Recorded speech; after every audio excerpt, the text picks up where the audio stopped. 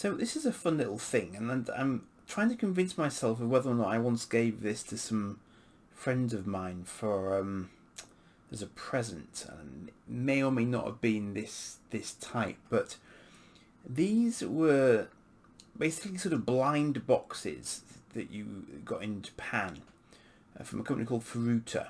I may not be pronouncing that correctly. Furuta? Anyway. And I know what's in it because it was open and it was sold on the basis that I knew what was in it, because of course I like my birds of prey. So it isn't the Enterprise, it is in fact a bird of prey. And what these are, they're kind of like Kinder Surprise toys, I suppose, in a sense, because you get the little box, which is quite nice. So it's got the various Star Trek incarnations down the side, and the list, it shows you which models you might be able to get in the series. I think there was more than one series as well, so you could probably get quite a good range of these. And then it comes in this rather funky little plastic bag, which they very kindly left in for me, the eBay seller, which is nice. And then you get this.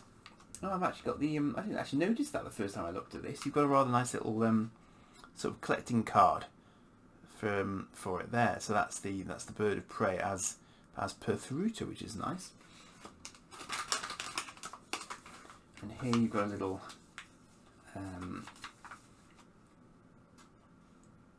interesting, the Bible, apparently. Probably not the one you're thinking of, though. That's obviously in Star Trek Next Generation Bible, I think, so maybe that's an accompaniment that's available for it or something. And then you've got a little sort of a little construction booklet instruction. That's why I said it was like a Kinder Surprise, because you've got to actually put them together a little bit. Now, I think someone's already started the process here. Whoops. There we go. There goes a piece already, because it's that late that I'm dropping stuff. So there's a disruptor, for starters. There's another disruptor. That's the stand. Not a bad stand, actually. And actually, interestingly, it says what it is on it in English. And it's 2003, so this one's 20 years old. I'm trying to think where that puts it in the grand scheme of things. My sort of one of my younger ones, certainly. Now, it is horrendously plastic. However, it's not dissimilar to the modern Corgi one that I was actually just looking at. But again, the colour choice is interesting. Because it's this sort of funny kind of sort of slightly bluish green to it. I actually don't dislike it. I rather like the coloration on the wings. They've done a nice wing pattern on the underside there, so I do appreciate that as a concept. I don't quite. You know, it's funny actually. Looking at it on screen, it looks far more blue than it does in real life. So actually, I don't notice it as much when I'm looking at it in real life. Now, the good thing about this is it is very light. And although it is light, it's also still quite sturdy. So it means that if you drop it, you don't have to worry about crippling your toes or anything like that. So it's quite nice light in that sense. So let me pop the disruptors on, which I assume is going to be fairly straightforward, he says. Are they little slots there? Probably to read instructions. Actually, maybe they go on like that. Yeah, they might go on like this. Nearly. That might be about right, I think. I am doing this completely without having checked how you're supposed to do them. I would imagine that's about right. And again, even though they're just coming out of these little teeny tiny boxes, they're quite solid. I wonder if someone left those off because they have a tendency to come off. There didn't seem to be much of a sort of a clip action going on there, but she is now armed and ready for battle. And again, it's because it's quite a solid approach to the plastic. It's not as delicate as, for example, the Eagle Moss version of it is.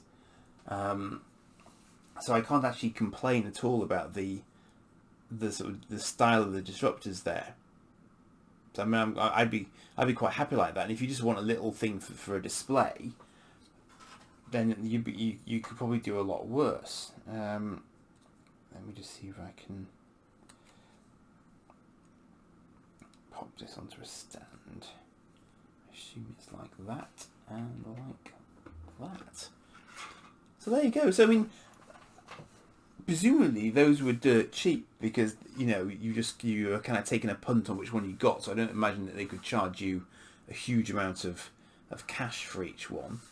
And that's it's very recognisable. It's well coloured. Well, or at least it is coloured. They've definitely tried with the colouring and the overall design. So actually, once you had a few of those, you'd have quite a good looking display collection, really. So actually, never having got one before, I'm actually quite impressed by that as a concept, considering it's come out of a little tiny cardboard box like that. It's actually, that's pretty cool. I think that's a lovely idea, and this would have come out in what I guess it's probably kind of what I would think of as the kind of wilderness years, because there was a time, you see, before Enterprise came out, that there weren't any Star Trek series active.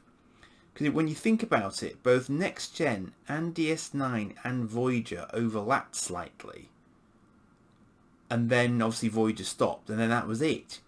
So I remember when I was, if it is the line that I'm thinking of, when I was looking to try and get something for my friends, there was actually very little merchandise still being put out at that point, because there was no active show at that point. So the Star Trek franchise was kind of quiet on TV at that point. So it was really hard to find stuff. And this was about the only stuff I could find. Them. I may even have got it off eBay originally, back way back when eBay was quite young. I'm not sure, but the timing would be about right. I think it was the sort of early 2000s, I think.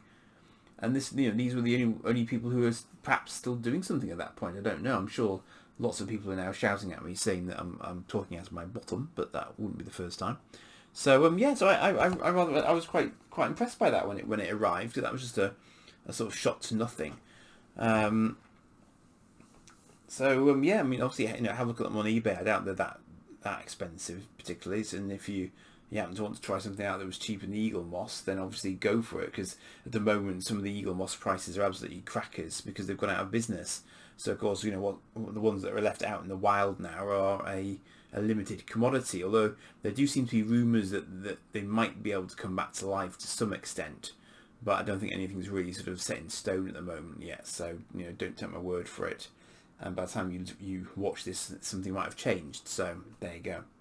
So yeah, so that's a Furuta model, which I'm probably still pronouncing incorrectly, but anyway, I shall leave it there and possibly go to bed actually. Cheers for now.